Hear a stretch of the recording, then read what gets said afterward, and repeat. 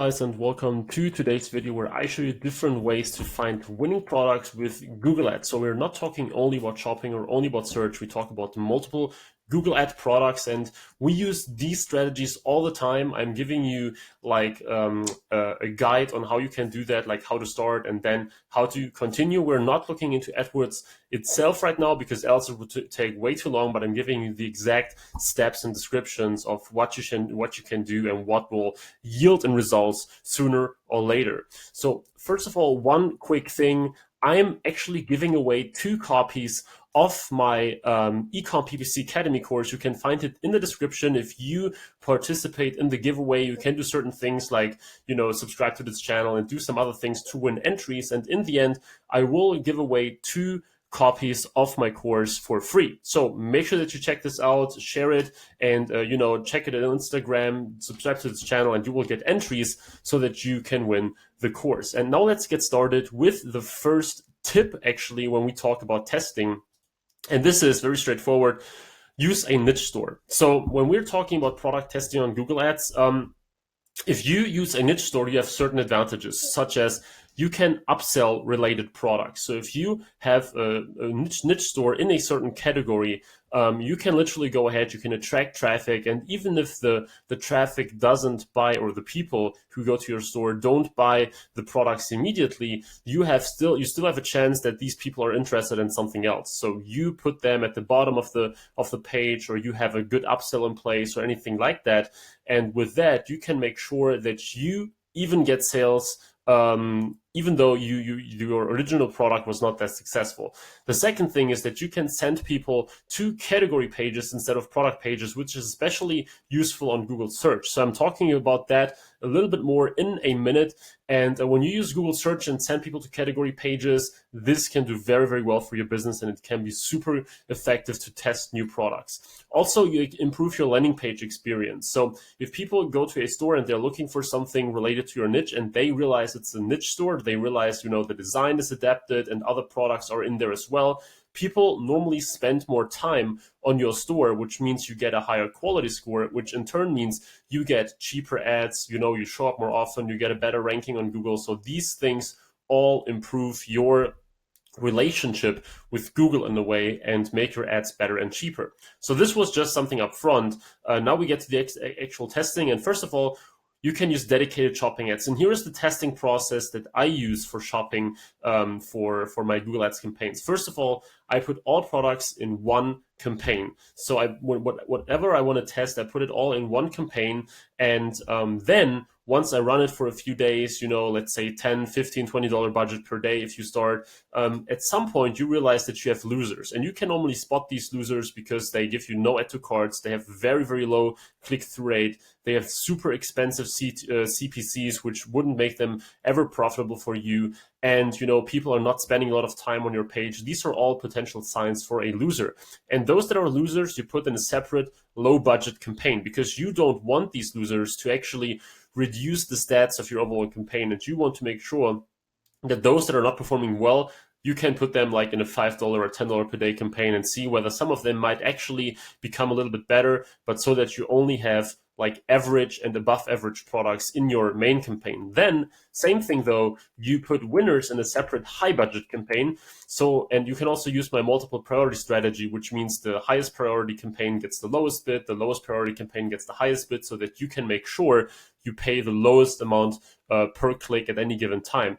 And the thing here is, of course, you want to make sure that those who are doing very well, you put more money into them. But at the same time, you don't want these products to eat away all your testing budget. So if you keep winners in the normal campaign, they will usually eat up your budget. Your average products, or the products that you want to test, they don't get enough coverage and you will not be able to test them. So put winners in a separate strategy, increase the budget, make more sales, scale while you're still, running the new products in the original testing campaign. So it looks like this.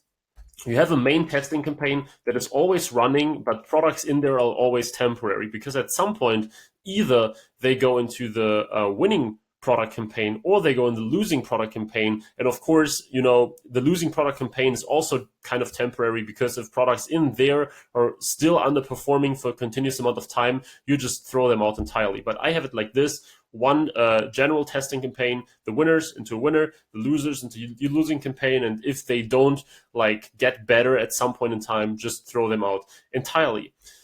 Then when it comes about display, we can also test products on display ads, and this is like visual display testing. What we do is we put our top products into different display ad campaigns. So we use highly visual, engaging images of our main products, like different angles, people using the product and things like that. Of course, this doesn't work with all products, but if you have a highly visual product, you can, increase the contrast of your images and stuff so that it really stands out on random websites. And what you can do is you can list your products on related websites. You can use affinity audiences and in-market audiences. These are audiences of people that are most likely interested in your product, either because they shown interest in that niche or because they were lately looking for products like yours on a regular basis. They can be very powerful if you have good ads. And of course, as I said, related websites, you can, if you sell cosmetics, you can search and research for related cosmetics websites where you may test your products on. You can, look for forums and blogs and stuff like that to post them. And usually, of course, your click-through rate is way lower than on shopping and search, but sometimes you get really low CPCs. Like we often get click-through rates of 0.4, 0.5%, sometimes even lower. But at the same time, we often also get click prices of like 40 cents or 50 cents or even less than that. And this can be very powerful, especially if you combine that with retargeting later on. So you can use multiple images per product so that you can test the CTR and then test the conversion rates. It's very important on display that you have good CTRs, because this essentially also determines how often you can show up on these websites. It determines like what piece of the whole market you can get to your site. If your click-through rates are super low, it is quite difficult also to scale on display and to see results fairly quickly. So test images until you find those that get good CTRs, and then have a look at the conversion rates to determine which of the products are actually good. Because obviously you don't only want ads that make people click to your site, you at some point also want to convert them. So display targeting is probably a little more difficult than search and shopping, and I wouldn't recommend to do it immediately, but especially if you worked with the others before, it can definitely be very helpful to test them as well and to see whether you can scale a little bit more on there and whether you can test an entirely new set of products.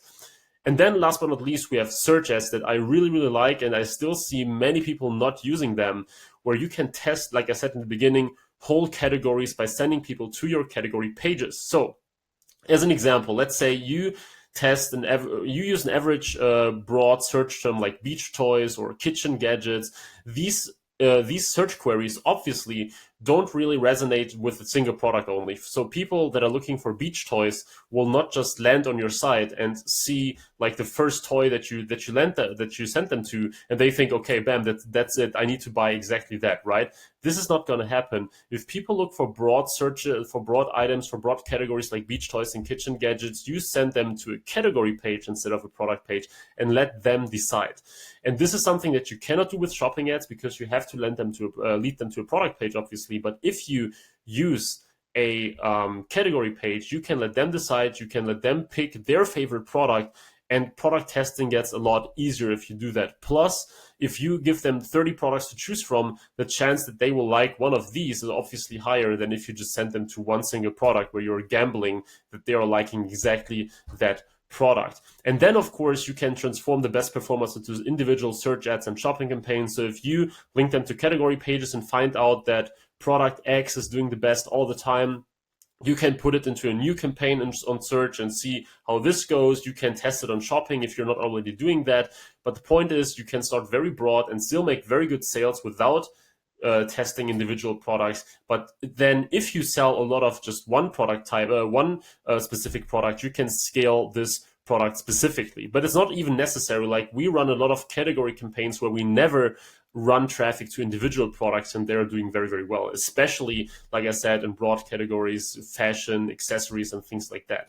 And then in the very end, retarget customers on the product page level after they decided for their favorite product. So once they pick the product, once they landed on there, your retargeting should kick in, and you should send them pictures, like retargeting images of these products. So this is how you make the funnel complete. You test the whole range of products. Once they decided for the product that they want to go with, and because they clicked on it and they go to the site, you then hook them up with retargeting ads for that product and make sure that you convince them to to buy it in case they left without buying.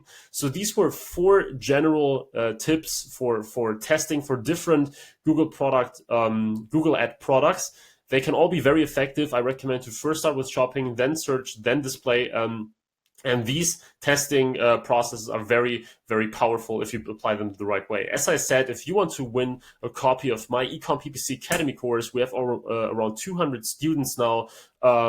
Make sure that you check the description. We're running a giveaway where you can enter by subscribing to this channel, by checking out my Instagram, by connecting with me on Facebook, and some other things. If you want to win that course that is currently selling for around $400, make sure that you do that. Would be awesome, of course, if you could win the training for yourself. So this being said, I hope that you enjoyed this video. If you did, please leave a like and subscribe for more. And if you do, we will see us tomorrow with the next video. So this being said, I really hope you enjoyed it, and I will see you hopefully tomorrow with the next lesson. Thanks for watching, guys, and I'll see you. Bye-bye.